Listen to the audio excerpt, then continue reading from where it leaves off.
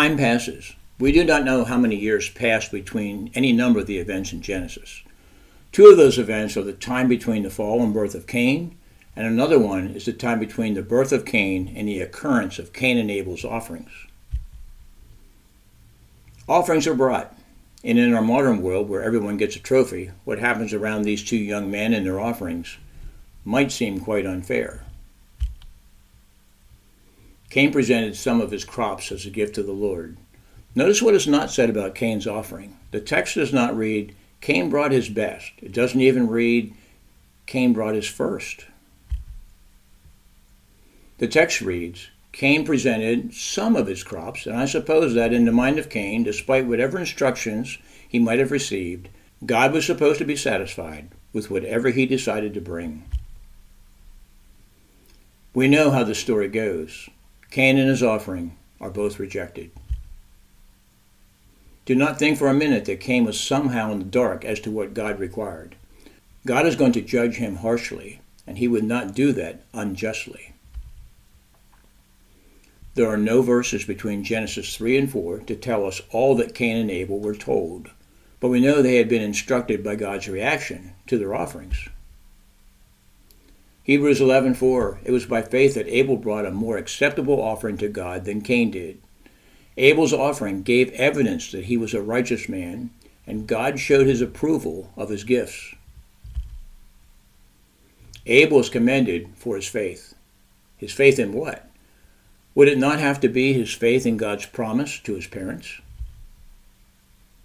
Adam and Eve saw the proper offering for sin right after the fall, and it would seem inconceivable to me that the first parents would have kept such eternal truth from their sons. And then we read this, but for Cain and his offering, he had no regard, meaning the Lord had no regard.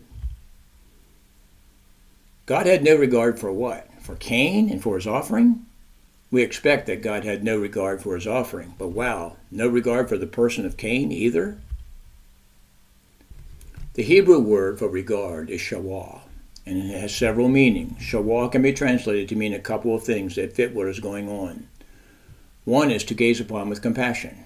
2, to look away. 3, cause gaze to turn away. 4, to look upon in dismay.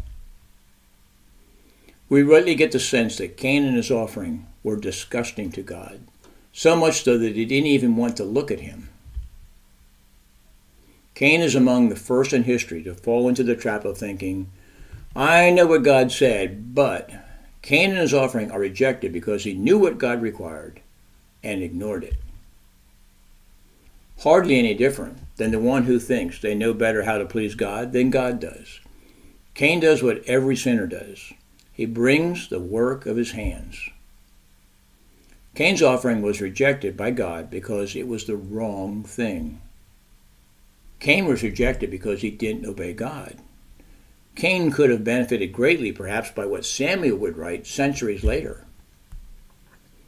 But Samuel replied, what is more pleasing to the Lord, your burnt offerings and sacrifices, or your obedience to his voice? Listen, obedience is better than sacrifice, and submission is better than the offering of the fat of rams. The question becomes this, why were Cain and his offering not regarded by God? There was a standard for the offering. It had to be as Abel brought, the best portions of the firstborn lambs from the flock. The blood of the best innocent the sinner had available had to be offered. And was there a standard for the one bringing the offering? Yes. The one offering a sin offering had to be willing to give his best as a sacrifice to God. In other words, the person offering the sacrifice had to have regard for God. Cain's offering showed what was in his heart. He had an I know better than God attitude, or at best one that cried out, my preferences are just as good as God's. One of the biggest criticisms the Christian church endures is that we are not inclusive enough in our doctrine of salvation, just one way. What Cain did is what all false religions of the world do. They invoke the doctrine of, there are many ways to God if we are sincere. Cain brought what he could produce, and the best we ever produce is filthy rags. The Lord asked Cain, Why do you look so dejected? You will be accepted if you do what is right.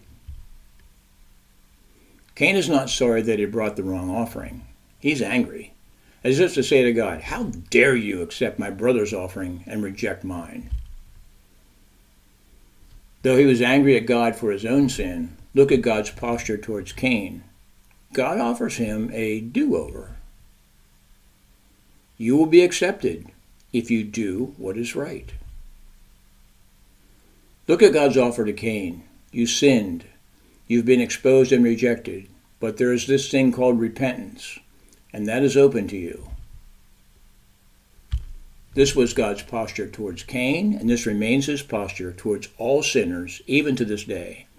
You will be accepted if you do what is right. An offer that never expires until we do. But if you refuse to do what is right, then watch out. Sin is crouching at the door, eager to control you. But you must subdue it and be its master. 1 Peter 5:8. Stay alert. Watch out for your great enemy, the devil. He prowls around like a roaring lion, looking for someone to devour. Sin is crouching at the door. It is always around, will always be enticing, and will rule you if you let it. Points to ponder. We know how the story goes. Cain and his offering are both rejected. Adam and Eve saw the proper offering for sin right after the fall. You will be accepted if you do what is right. This class, and indeed the entire school, is dedicated to helping others see that God is bigger than we think and better than we know. To get to the next video, make a note of the class number for this recording. Then search for the next one. Here's a sample. If this video is number L01.1, then the next one is L01.2. And remember to like and subscribe on YouTube and follow on Rumble.